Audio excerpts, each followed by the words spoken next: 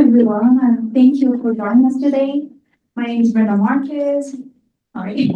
I'm a PhD student and PRC trainee at the Population Research Center here at UT. It's a pleasure to welcome you to today's talk, co-hosted by the Center on Asian Population Sciences and the Population Research Center. I'm really honored to introduce our guest speaker, Dr. Flávia Andrade, a professor at the University of Illinois and the interim director at the School of Social Work. Dr. Andrade is a distinguished fellow of the Gerontological Society of America and completed her postdoctoral studies at the University of Chicago's Harris School of Public Policy with a PhD in sociology and MS in population health from the University of Wisconsin and Wisconsin-Madison. Dr. Andrade's work centers on the health and well-being of the adults and older adults in Latin America, the Caribbean, and Latino populations in the U.S.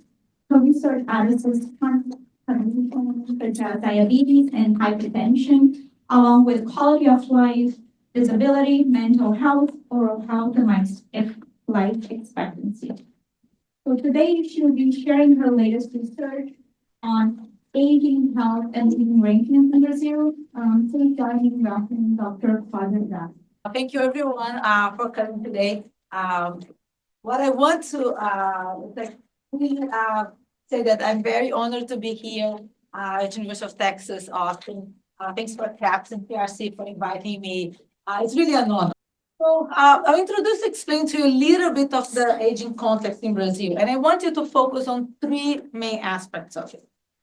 First is that the aging process in Brazil, it's really fast, right? It's considered one of the fastest in the world, actually. The speed of that caught us by surprise. So when I was a graduate student, actually even before that, I was an undergraduate student and a graduate student still in Brazil doing my master in demography. I wrote one of my very first papers on what we called at the time the window of opportunity in Brazil. So we were in the mid-1990s, and we were in this point in history in which we didn't have enough older adults, and the proportion of kids was starting to drop. So we had the perfect situation into which what we call the dependency rate was going down, right?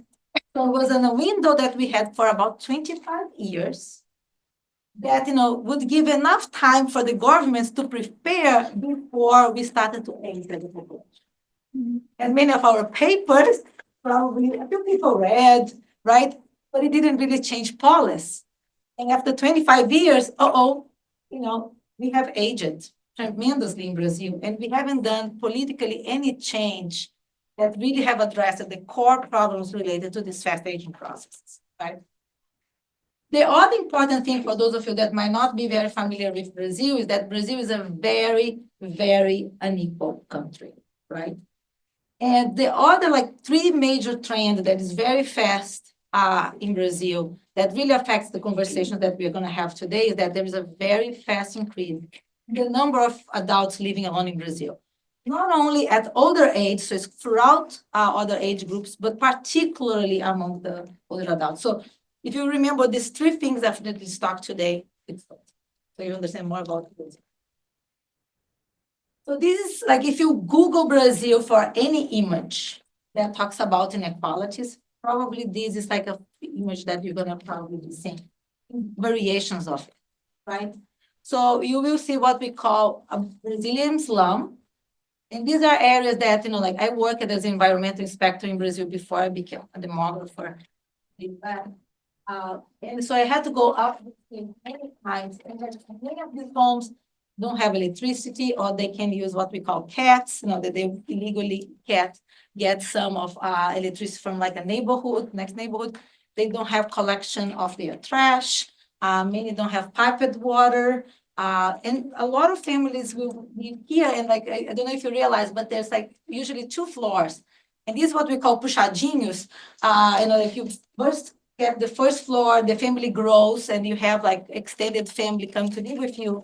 There's not an internal staircase. Usually it's in the outside, sometimes even wood, and then people do the second floor, right? So when you understand like living arrangements in Brazil, you have the living arrangement in this unit, in the entire unit. So you just keep that in the perspective. And then next to it, you have very affluent neighborhoods, right there. So not only Brazil is very unequal, the inequality is very visible. It's not that you're going to have areas of the city far off from you where you have like poverty, and then you have more affluent neighborhoods. It's all implicated in the middle of the city, so it's very visible, the inequalities in Brazil.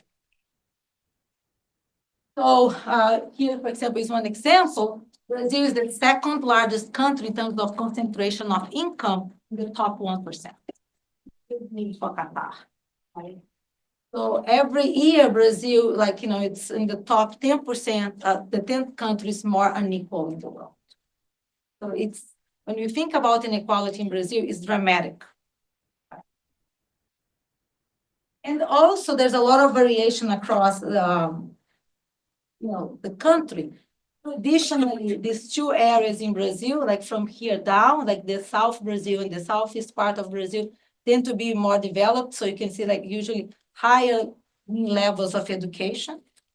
The northeast of Brazil, that is racially also very different from the south. The south of Brazil tends to be whiter, a lot of like immigration from Europe, but also Japan. Actually, the northeast is like where we had the largest number of slaves coming, like during the trade, and Brazil was the last country in the world to abolish slavery. So all of this really marks like how the inequality in Brazil will go very deep also in history. So in this has like the lowest levels of education, and this is for the population 15 and plus. So just to give you an idea, the sample that I used to work, there was the first longitudinal study in Brazil with older adults, the SABE study. The average number of years of schooling was 3 to 4 for that sample in the early 2000s of people that were 16 plus. The sample that we're going to be talking today is like closer to 8. It's still pretty low in comparison. So why I'm interested in like living arrangements? So I studied living arrangements back in the early 2000s when I came to the US, and I had a colleague at Wisconsin, Susan DeVos, that we were really interested like in this context. And for a time, I didn't really look back to living arrangements until I started like having like new collaborators, and we start like rethinking how the context of like families and the living arrangements are important for the health of older adults, right?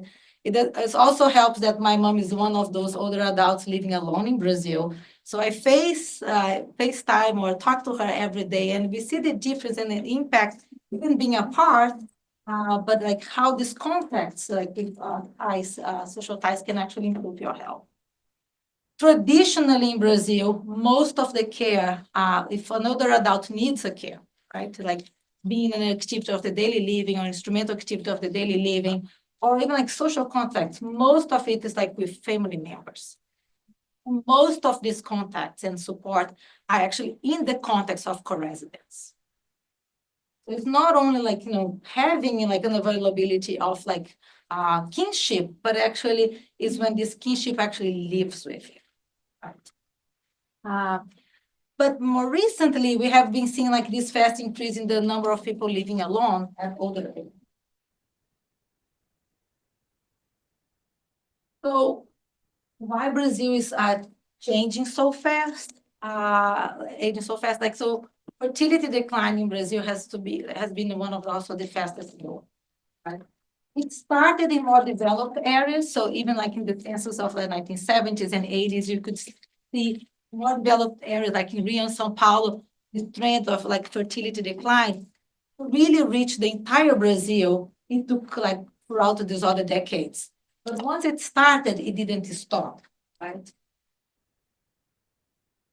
So if you look back here in the 1950s, you would see that like women were having over 6 kids on average in Brazil. Nowadays, we are like below replacement level. So like it was just like really, really dramatic, like this transition.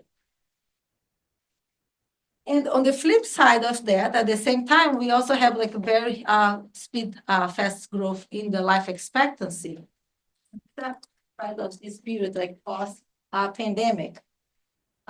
Brazil has a pretty big difference in life expectancy for men and women, with men living nowadays on average like 69 years and women almost 76, which means, right, that we have like the 7-year gap in life expectancy for men. And traditionally in Brazil, women tend to marry men that are older than them, right? So when we think about the last years of your life and like in terms of partnership, we have like the 7 years gap in life expectancy plus the 2 years. That's the average difference in like the spousal. Used to be much larger.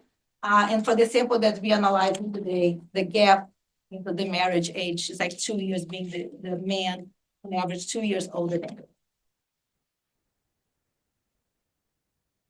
And this is like how like it changed so dramatically. So when I was like in Brazil, right? At this time, we had this period that, we had start seeing like the decline in the number of the people like in this population, like the proportion of people in the age 0 to 19, right?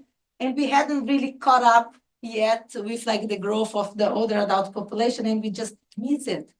This window of opportunity here to like make these changes in Brazil. But when we think about like this complex, it's about like this very fast fertility decline in Brazil, but an increase in the life expectancy. How does it play a role in terms of like the people that you have available to help you, right? And this is like a recent study published in the Proceedings of the National Academy of Science, looking at 3 different periods for Brazil. So if you are a newborn, right, in Brazil, over time, you're going to see that you're going to have like fewer siblings, right? Because fertility has declined. So, you're not going to have as many siblings. But, because life expectancy is increasing, like this baby, is going to probably have like more grandparents around available to take care of them, have fun with them, right?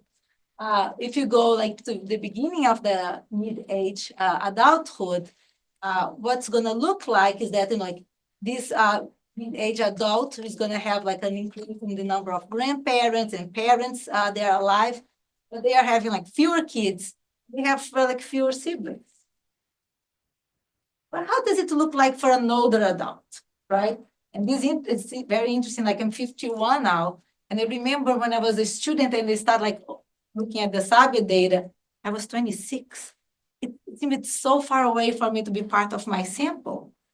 It just happened overnight. And now I'm eligible. And my students now, they don't want to say older adult because of the sample is 50 plus, because they know that I'm like beyond 50. When I said that it's okay, I won't be offended. But if you look at the 60 and plus here, what does it look like, right, for older adult? Definitely, these people, like the group has already like been having like fewer kids, so the number of offspring is going down, but also the siblings. But the number of like available children, grandchildren for them is also going to decline, because like all this like 13 decline over time. So this is like some of the projections looking forward, like how these things are going to play a role in future years. So for me, it's like, okay, so we are having this fertility decline. We are going to have fewer kids. I have 2 kids. I have the most kids in my entire family, because either my cousins and my sibling only had 1, but they had none. That's like the reality of like a lot of people now in Brazil. And so if that's so, who is going to take care of us? Because one of the important things in Brazil is that, differently from other countries, we have no formal care for Brazilians at older ages, right? So it's really like traditionally family that has been providing all this care. So who is really providing care in Brazil? And this is data from the ELSI study. So the ELSI study, that's the data that we're going to be exploring and looking more at today, is the equivalent of the age arrest in Brazil. It's for those of you that are more familiarized with the health and retirement survey in the US. So has similar protocols, similar questionnaires, so to some extent have been, it's relatively easy to harmonize. So in the past, when I was, like my teens and 20s, and my grandmothers were still alive, a lot of households in Brazil would have what we call maids in Brazil, but these used to be women that traditionally came from rural areas in Brazil to work in urban areas, and because they have very low educational levels, usually they would live with a family. So traditionally, all the apartments or the homes would have a room with a bathroom attached. And these women will be part of the family and really helping raising kids, but also helping with older adults. This changed. These women now have opportunities to be educated. Education is improving in Brazil, right? And then there's so many more protections and laws actually looking at this domestic work that a lot of these women now, they don't want to live in the homes of these families. They want to have their independence too, right? So even the model that was very traditional in the past to have someone living with you to help you raise kids and older adults has changed. Organization, the norms and the culture in Brazil has changed. For both those who have limitations on activities of the daily living and instrumental activities of the daily living, most of the care is provided by a family member who lives in the same household. And that's why it's so important to understand co-residence and living arrangements. The next largest group will be family members that do not live in the same household. So then you see how families are very important in terms of the kinship availability, but most of it in terms of the living arrangements. There's very little paid care in Brazil for people that have limitations, activities of the daily living. Who is this family member that actually taking care of the older adult? A woman who works and also has their own kids. Okay, and so this is the profile, and this is the work that's on the video.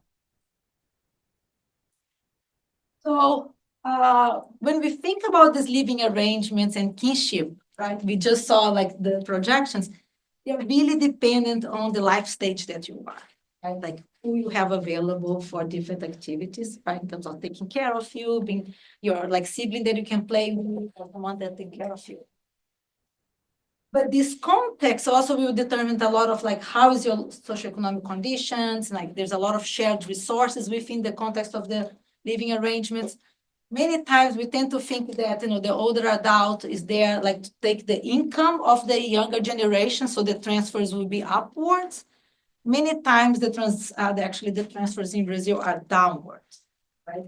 Because the older adult has a benefit, and they actually will use their benefits for Social Security to actually support the younger family members, being children or dependents.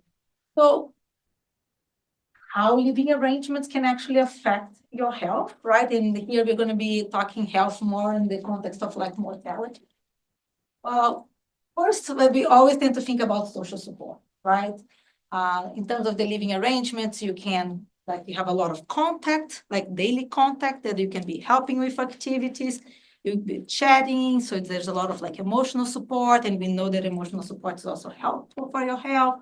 So it's not only instrumental or basic activities of the daily living, emotionally also, right?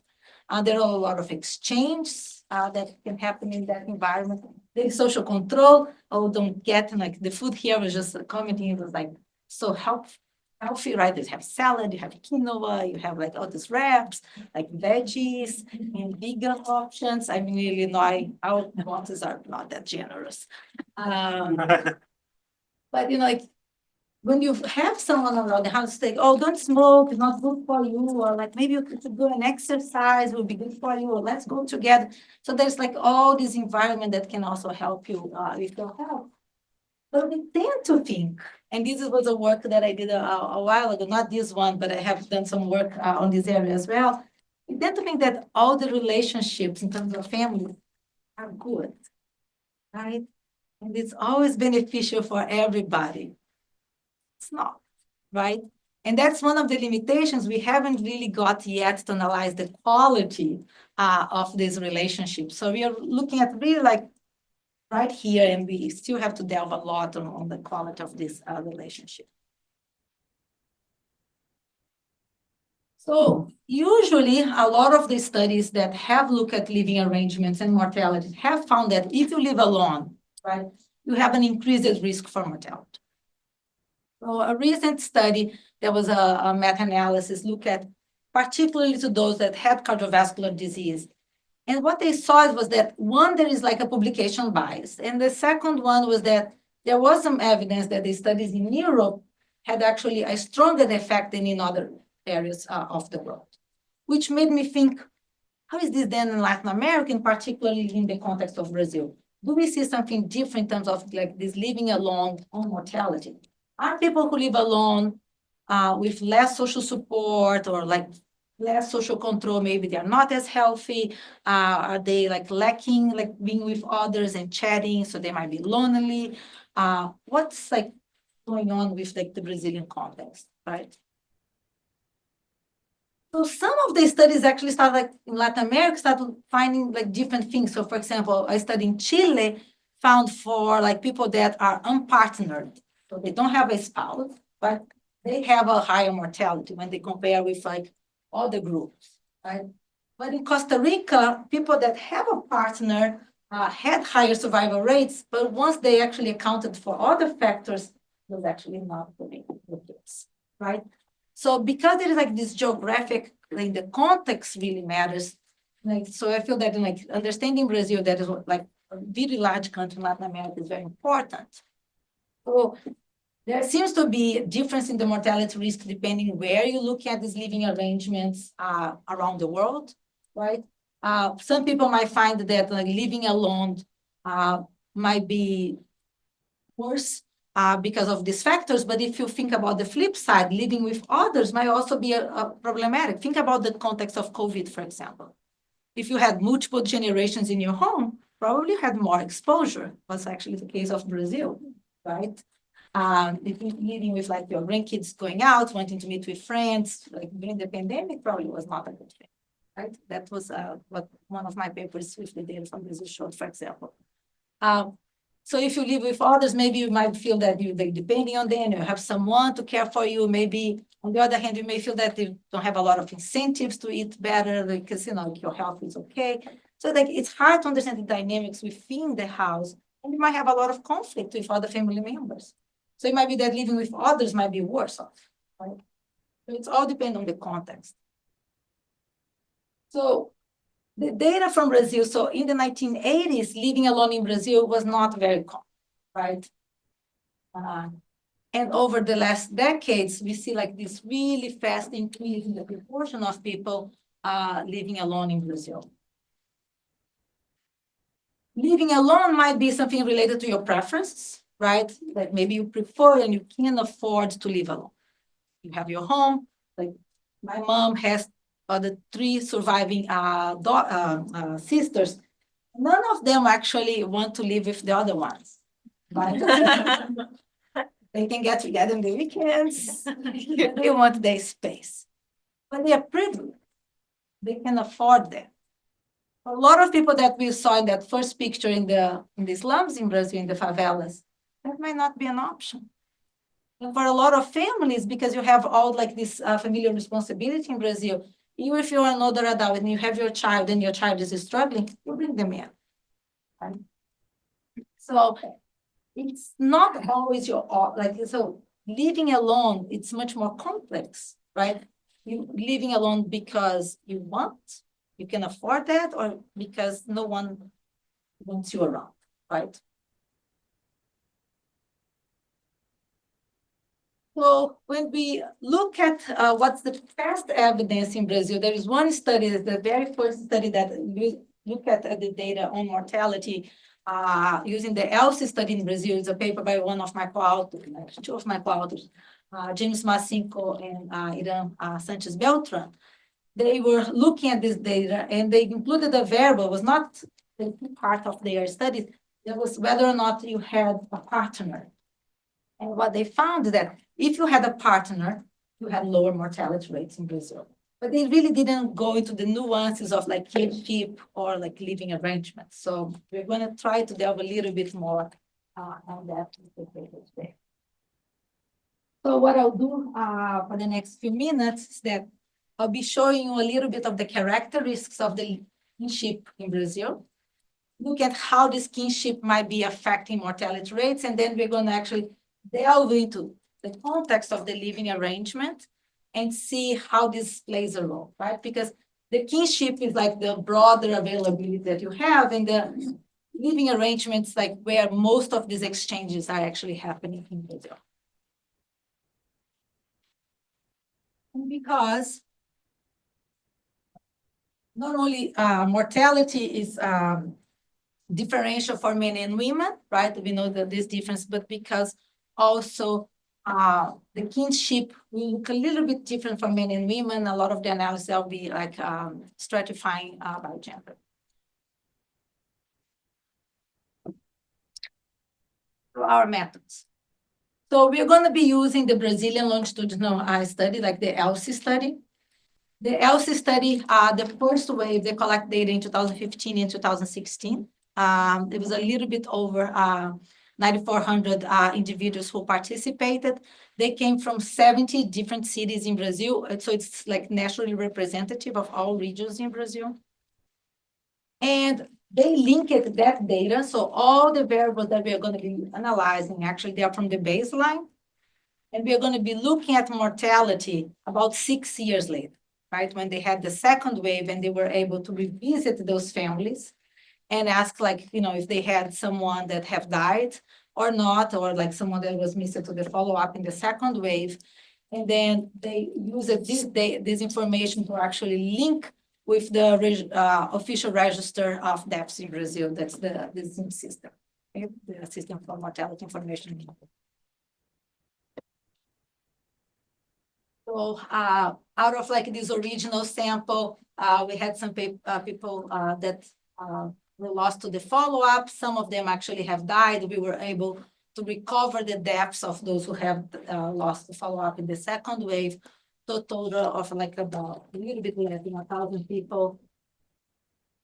We are restricting the sample to those who have complete data on all the variables that we have, which really limited our sample to a little bit over 8,000 people and 663 deaths. There are some key actually difference from those who have missing data or not. So like, you know, we'll be exploring more sensitivity analysis on the future. So I'll be mostly showing you results for like the Kaplan-Meier, like the survival curves, some of the lowest models, regression models, and using Cox regression models to analyze the mortality. When I started looking at that, I was like, hey, I can look at kinship of this availability, but what is really important in terms of the living arrangements, right? So I have been playing with different configurations on what are the most important categories to be analyzing how this living arrangement affects. So today I'm going to only present one of the analysis. The other ones are available. I have right here the slides if you're curious about, but I'll be focused first on like this living arrangements in which we have 6 categories. So for kinship, we had information on whether or not you have a partner, how many children you have alive, how many grandkids you have alive, how many you have like both parents, one parent, none of your parents alive, and you have the number of your siblings alive. When I started looking at these models, for kinship, what really matters are like if you have a partner and children. So I focused most of the analysis of the kinship on these 2 groups, and I created like 4 groups, whether or not you have a partner and you have a child, if you have a partner but no children, if you unpartnered but you have, if you're childless and if you don't have none, right? The reference category if you have both a child and a partner. For the living arrangements, we're going to be looking at living alone versus all the other groups, or living alone with spouse and children only, if you have a multi-generational household, and if you have other combinations. For example, if you live only with a sibling, if you live only with your parent, or if you live with people that are not even related to you. That's the case of my mother-in-law, for example, that lives with one of the workers that helps her caregiver. That's unrelated to our family.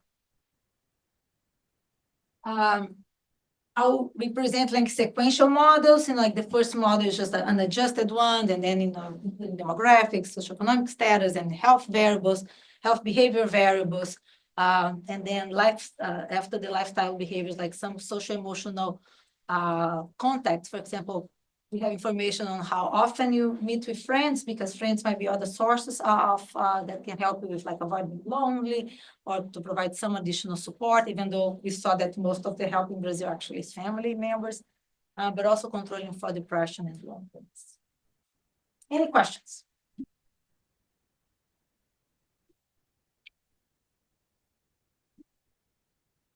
Let's talk a little bit first on terms of kinship. And this is from our data, right? So in the paper that we analyzed before was across time, and here we have across age. So our sample starts with people that are 50 and older. As we get older, like it's like people that are older in our sample, we have like this large availability of grandkids, right? Like because of your life cycle, not much of our people in my age, some people might have, but not as many. We still have a very high number of siblings on average. So at my age, almost six, which is pretty high, right? But, like as people get older people, they also have a lot of siblings, but their siblings are dying fast, right? They're also dying because, of mortality going on here. When we look at number of children, is higher at older ages than at younger ages because of the very fast decline in Brazil. But still, people have a little bit over two kids, in the early, they're my age, in their early 50s. But like for the prevalence of parents, like, on average, a little bit like it's closer to 1. And as we get older, it really gets to 0. Right? Very few will get to be, 100 and when your age is already 80. So that's like what we have in terms of kinship. When we look for facts, and here I just removed the grandkids because of the scale of the grandkids was be harder for you to look, but they're not different on the kinship, like in the grandkids for like men and women. For most things, it's pretty similar. Women are the solid lines and men are the dashed lines. The patterns are very similar for, like having children, having siblings and having like parents alive. But look at the difference for spouses. So when we think about older ages, men in Brazil still have their partners. And even the divorce, they'll marry someone younger in Brazil, much younger, right? Part of the culture. Right? But the women, like if you're divorcing at your 50s, 60s, and 70s in Brazil, you're not remarrying, right? So the proportion of like men at older age that have a partner much higher than actually for women, right? Because of like this context of the remarriage being very different as well. And remember also that like men are living on like the 7 years on average, more like fewer years than women, and they also marry someone that is like 2 years younger. So you're really adding up a big buffer for men to have a spouse for a long time. And when the men die, these women are not remarrying. So it's a very interesting context, right? So the men have a much higher probability of having a spouse than actually the women.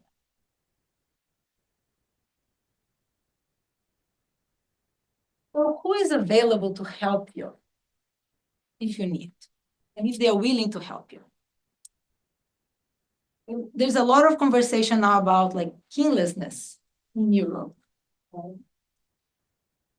But in Brazil, when we look at like kinlessness, very few people actually don't have anyone.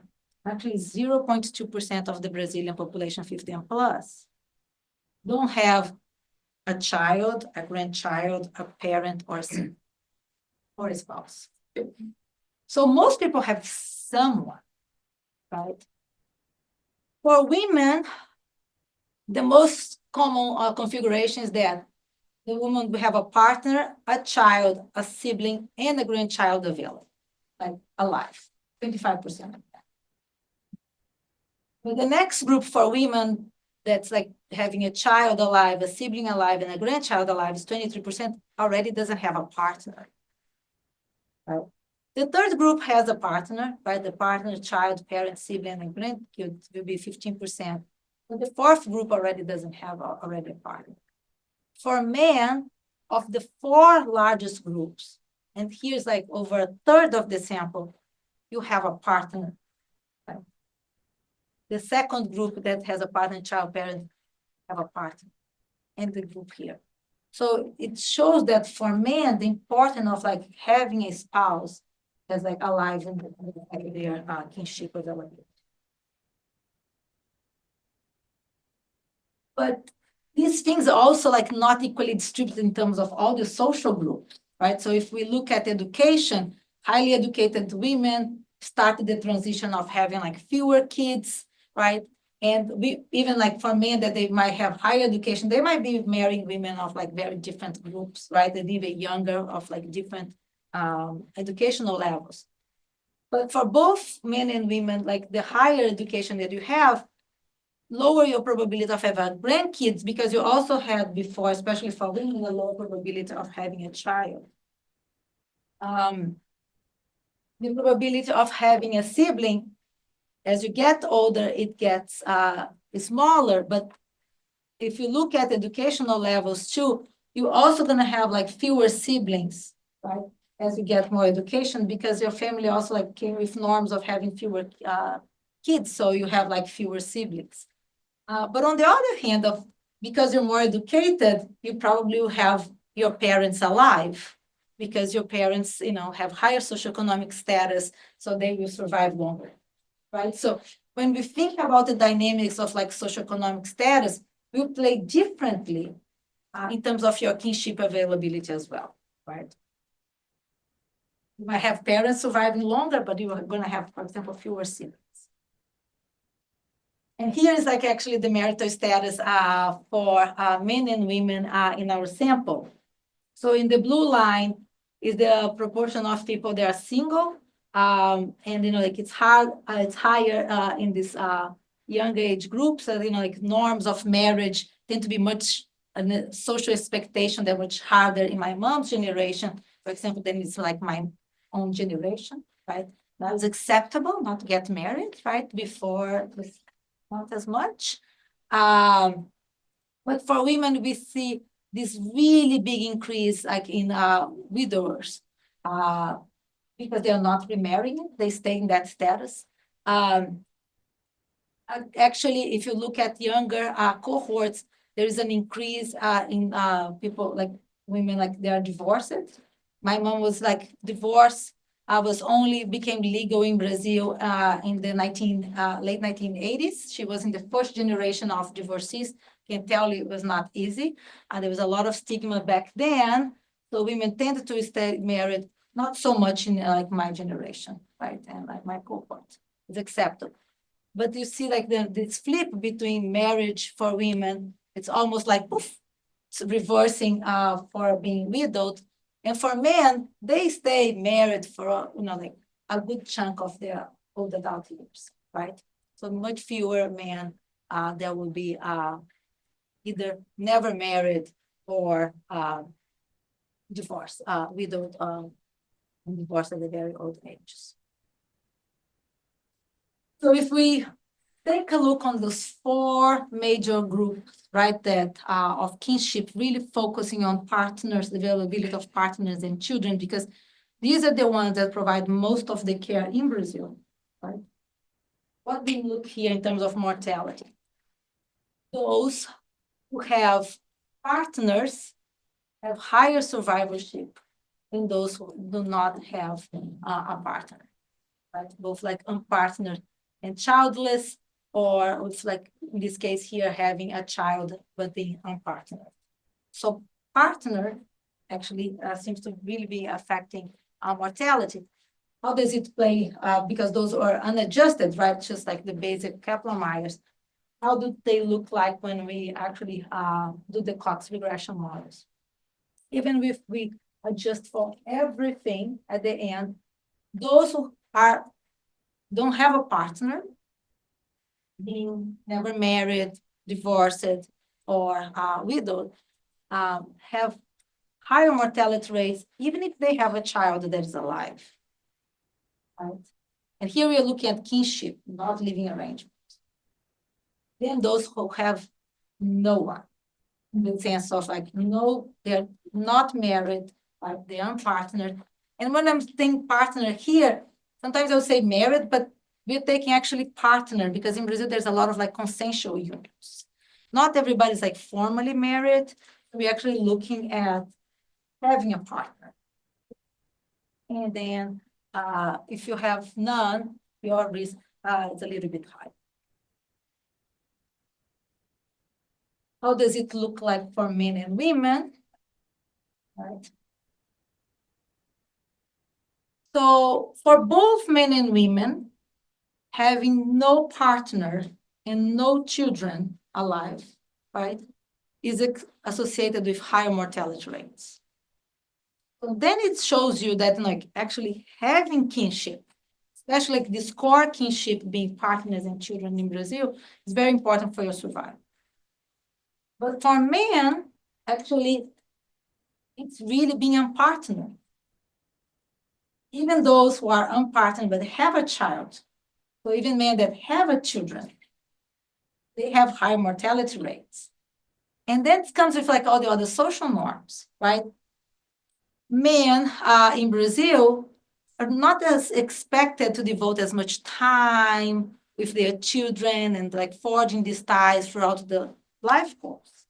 So if they are unmarried, right, but they have these kids, it might be a kid that you don't even have a the ties were not fully developed, right?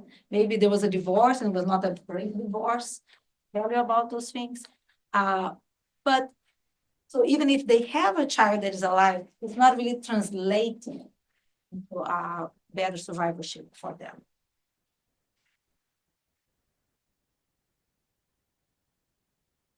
But you know, like when we look at like these different arrangements in living alone, most people have someone alive, right? So we saw that actually being completely kinless was only 0.2% of the population. So you have someone, but are they co-residing with you or not, right? So when we think about it, we look at kinship availability, and we saw that having no children and no spouse was important for both sexes, but for men was really like if you have or not a partner. Of course, like it changes in terms of your age and your life stage, but you have like all this culture and social norms that will affect how your living arrangements look like, right? And of course, like how is your health? Is a child moving in to help you with your daily activities? Are you moving with your children so they can actually have part of your benefits, so they can actually be able to raise your grandkids? So it's like it's a very complex situation that involves like a lot of like different needs, social needs, health needs, culture, and context that may be affecting your mortality. So let's look inside the household now, because that's what most of the care actually happens, and that might be affecting your mortality. So this is the distribution of the living arrangements by sex in Brazil. There are more women, then the women will be in orange. I tried to get almost the Texans orange, and I'm liking it. Like the orange in Illinois too. We are like in orange there. But I think it looks a little bit more the Texas orange than our orange. But women are more likely to live alone in Brazil than men. For men, the most important modes is like for living with a spouse and the children in the household. But the next largest group for men is like living with a spouse only. And then for women, it's more diversified, and women will have all these other categories being also very important, but then the next one will be actually living with your children only. So there's no spouse in the house, but you have a children. Or for the women to be in multi-generational households that are also going to have like grandkids living. And then you have other combinations. It's always difficult to deal with the other groups, right? Then, when you look at the Kaplan-Meier for women, those who live in these other combinations tend to be the most vulnerable here, and then the other group here, like being alone, but not so far from the children only. For men, actually, it would be the alone and the children only. But these are unadjusted, right? And it's really in preparation. So the first thing, let me just check what's in the literature out there. Like if we just dichotomize living alone versus not living alone, this living alone seems to increase the risk in Brazil. So not using all those categorizations that we had, but just looking alone versus not alone. Does it look like that alone is worse in Brazil? And the answer is yes, right? And it's like a 40% higher risk.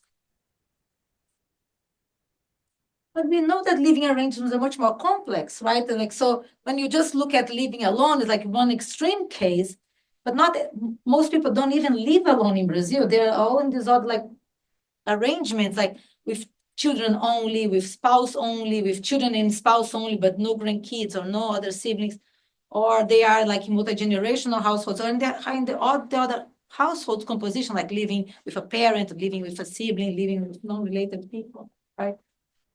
So how does it look like for men and women? So for women, living alone really increases your risk. And here's like 55% increase in risk. And this is compared to those who live with a spouse and a child. That's our reference. Because that's a large number of households in Brazil for older adults. They are like living with a spouse and children. So that's our reference group. So compared to that group, living alone is like detrimental for women. But for men, actually, it's not once you do all the other adjustments. The only thing that actually was significant in the last models is actually for men that live in multi-generational households, meaning they live with a spouse, a children, a grandkid, they are actually not.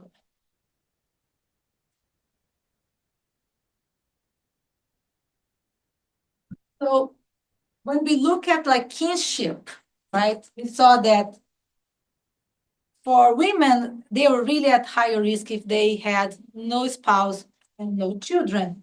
And then when we look at the living arrangements, were really the women that were alone, right, regardless of like if they had these kids, because most of them actually have someone, but they still live alone, that had the higher mortality rates. When we look at men, in terms of their kinship, what really matters for them was to have a partner. And when we look at like the more diversified like living arrangement composition, for men that actually live with multiple people, that had more protection in terms of their mortality risks. Right? So I'm still like trying to make sense of all of that, but what I see is that like for women in Brazil that are living alone, they are the most vulnerable ones, right? They are like the women that do not have any kids, have the other option but to live alone. But even if they have kids and they are alone, they're really highly exposed to mortality. Even controlling for everything else. And for men, what's really key, it seems, is like whether or not you have a partner that's really like protecting them.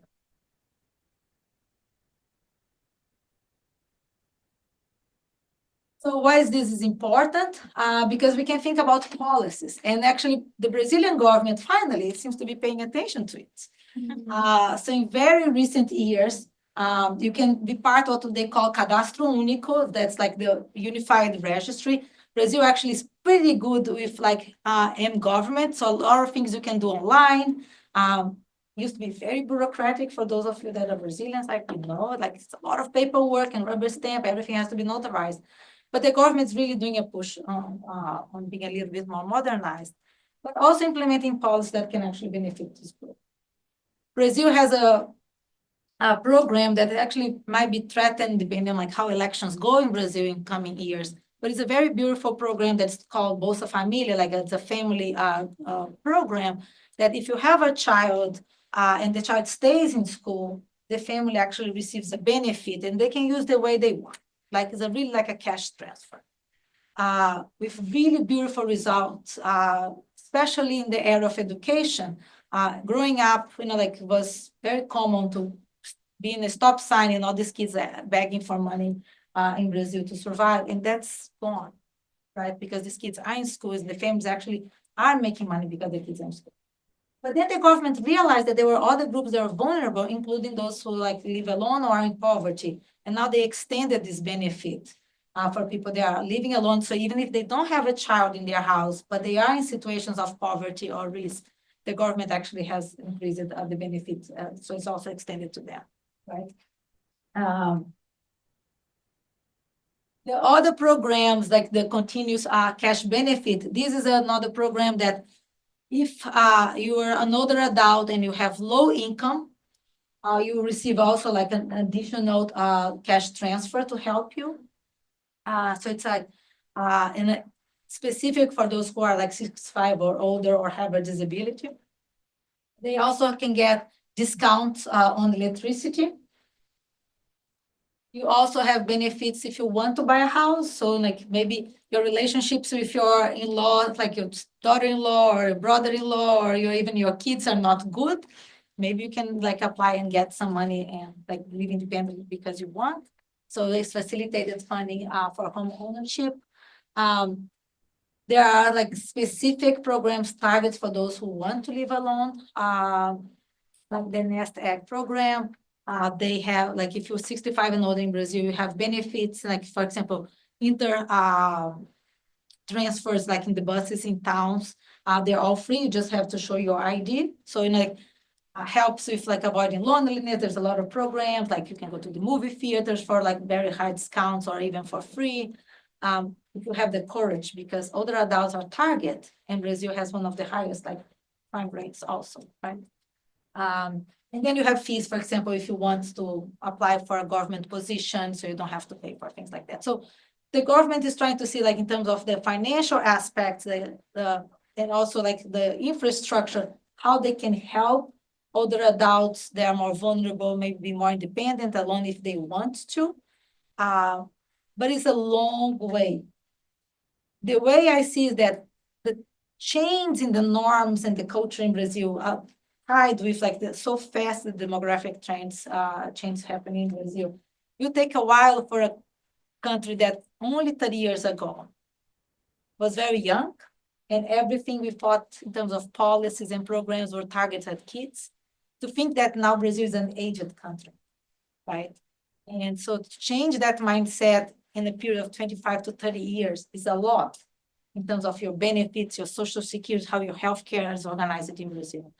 So Brazil has a unified healthcare system that really helped attenuate. So when, for example, we compare Brazil and Mexico, there are very good things in Brazil because we have a unified healthcare system that is national, that at least provides some basic care. We have also programs that like healthcare providers will come to your house, like nurses and like even people that are not trained, but they are community care providers. They will come to your house and check if you're like gaining weight, they check your blood pressure, and if you have diabetes, and provide some source or connected you to the healthcare. So there's very good things happening in Brazil. But the speed of the change was such that the country is still like making sense of it. And that will impact a lot of like care in the next decades, because even though most people, we still have a kin, as we saw, things are changing and they're changing fast. And we don't have a formal care for older adults. We can say, okay, a lot of the policies here are for aging in place, but it may not be able to age in place if your health is not good. And there are no formal care. And because there's a lot of migration that also happen in Brazil, even if you have a kin availability, they may not be next to you to provide care if you need. So with that, there's a lot to do. Revise a lot of these analyses and you know, like one of the things that I also recently got data for the biomarkers in Brazil and try to look at how like these markers of like inflammation might be different depending on the living arrangements and how we can better understand some of this process. And you know, it's being recorded, but like Mateo will be working with me like some of these projects with the data from Brazil. And I want to thank some of the collaborators for the paper, the work that I presented today. And thank you all for coming.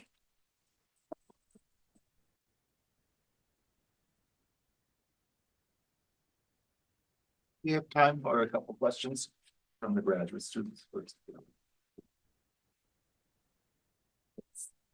Hi, thank you so much. This was really interesting. I have many questions, but I want to ask questions about living alone. Do you think the difference between man and woman might be related to the duration rather, like, do you know anything about how long they have been living alone, man and woman? And relatedly, the difference between man not witnessing any living alone, men who are living alone, not having any differences related to their educate, like those who end up kind of independent or remarry, maybe have more education, more means, so they don't kind of need a spouse rather than, you know, the other men. I want to hear your thoughts about those. Yeah, so, you know, like, it's interesting. So Brazil has very few longitudinal data sets. So even though ELSI is longitudinal, we don't have the data of the second wave to see, like, if people that started alone in the first wave continue to be alone, right? There's another data set in Brazil that's older, that's the SABI study that started in 2000, but it's only in one city in Brazil. And what happens is that most of people who transition living arrangements is because of a death of a spouse. And for women, once there's a death of spouse, there's no way back, right? There's no remarriage. But that's the data only from São Paulo. But I would say that, but this is just like speculative because there's no data. Women that, you know, they will stay more years alone because of the lack of, like, at least this is the experience of São Paulo, and I believe that is like experience of Brazil.